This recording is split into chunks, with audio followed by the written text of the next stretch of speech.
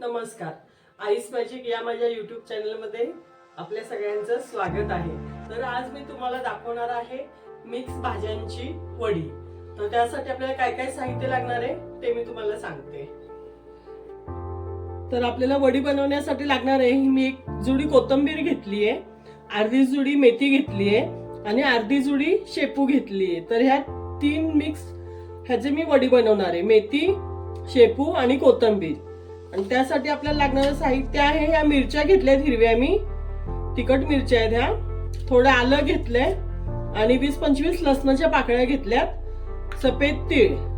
आणि त्यासाठी आपल्याला लागणार आहे बेसन, चवीनुसार मीठ आणि हळद. हे एवढं साहित्य आपल्याला वडीसाठी लागणार आहे. तर मी आता ह्याची पहिली पेस्ट बनवून घेते आलं लसूण मिरचीची, मग दाखवते तुम्हाला पुढे. बघा आपलं हे वाटण तयार झालंय. मी आता याच्यामध्ये टाकते, चवीनुसार मीठ टाकून घेते,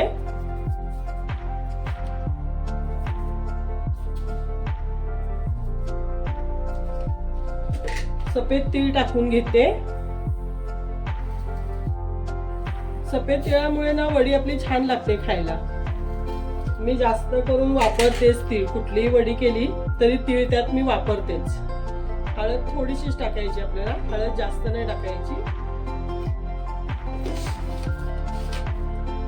आता हे मी वाटण टाकून घेते त्याच्यामध्ये, हिरव्या मिरचीचं वाटण केलंय ते.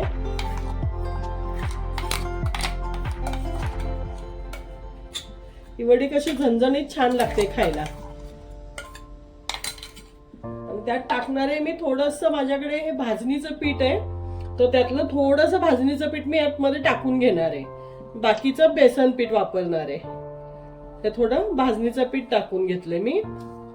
भाजणी म्हणजे मिक्स पीठ आहे सगळं, गहू, ज्वारी, तांदूळ, चणा डाळ, उडीद डाळ, हे सगळं आहे त्याच्यामध्ये भाजणीच्या पिठामध्ये. तर ते टाकून घेतलं मी. आणि आता बेसन मी लागेल तसं टाकून घेणार आहे, लागेल तसं बेसन टाकणार आहे.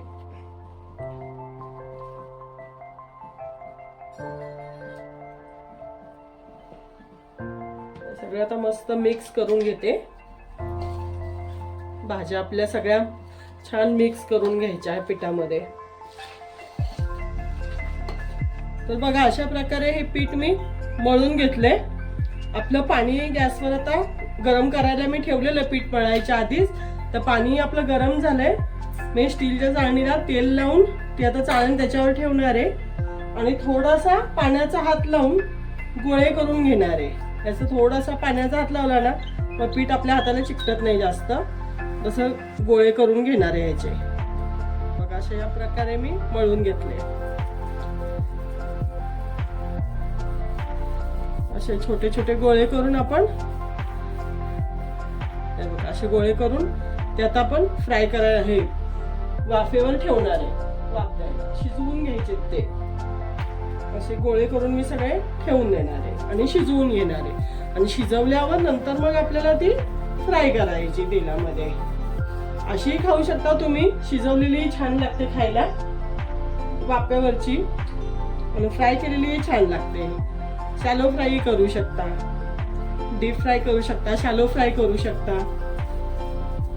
तर बघा अशा प्रकारे मी हे गोळे करून ठेवलेत. आता झाकून ठेवते ते एक 15 मिनिटामध्ये शिजतील ते. तर 15 मिनिटं मी अशा आता झाकून शिजवून घेणार आहे त्याला. शिजले की परत पुढे तुम्हाला दाखवते पुढची रेसिपी. तर बघा आपल्या ह्या वड्या आता मस्त शिजल्यात. हे बघा खूप छान शिजल्या गेल्यात. आता मी त्या काढून घेणार आहे आणि थंड करून फ्राय करून घेणार आहे. फ्राय करतानाही मी तुम्हाला दाखवते.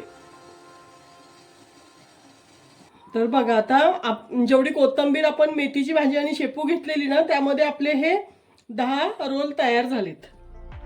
तर आता हे मी सगळे फ्राय नाही करणार आहे, थोडे अर्धे फ्राय करणार आहे, अर्धे हे फ्रीज मध्ये ठेवून देणार आहे. हे असेच रोल बनवून फ्रीज मध्ये ठेवले ना 8 दिवस छान राहतात ते.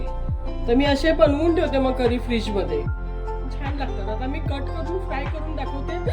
आपलं तेलही गरम झालंय. तर आता मी हे थंड झालेत 5 रोल माझे थंड झालेत, तर ते मी फ्राय करून घेणार आहे. हे बघा किती मस्त झालेत बघा,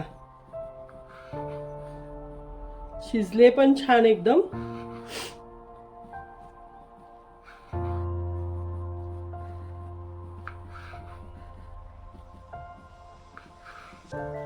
मी तेलामध्ये सोडून घेते.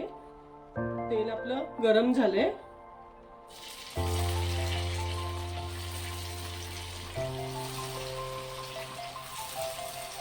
तेल चांगलंच गरम झालंय.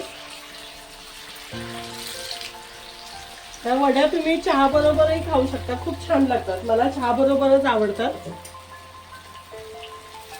याच्यासोबत गरम गरम चहा घ्यायचा आणि चहा बरोबर खायची, किंवा तुम्ही संध्याकाळच्या स्नॅक्सला पण खाऊ शकता.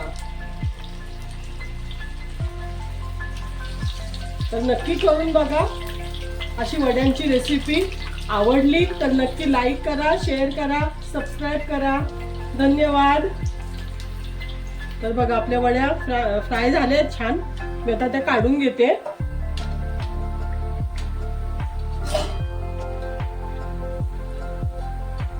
अशाच रंगावर फ्राय करून घ्यायच्या. सुगंध तर खूप छान येतोय मेथीच्या भाजीचा, शेपूचा आणि कोथिंबीर. आता मी दुसरा घाणाही टाकून घेते.